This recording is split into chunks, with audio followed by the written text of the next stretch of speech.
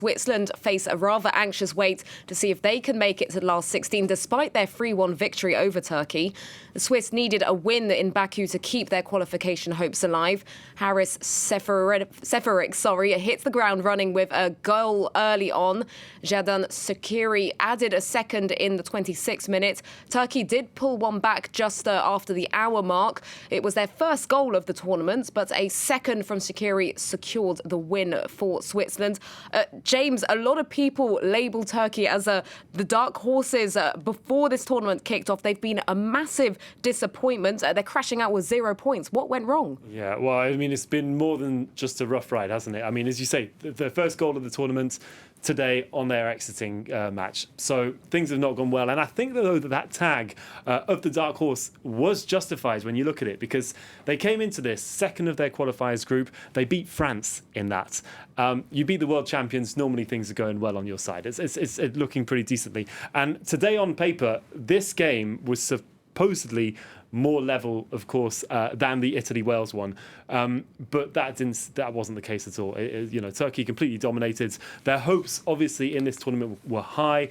Thinking, of course, for example, for Yilmaz, hoping to bring a bit of that spirit that he got from Lille this season, having won the Ligue 1 over there in France. And he's not the only one from the squads, but that has not worked out. Their defence wasn't there.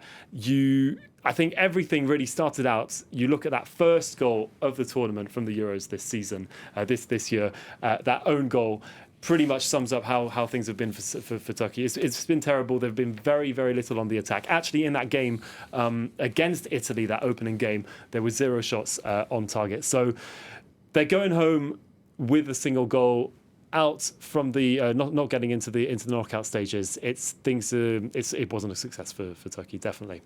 Indeed, and Switzerland were obviously just pipped to the post by Wales this evening, though their performance tonight has put them in a rather good position to get one of those so-called best third-place spots.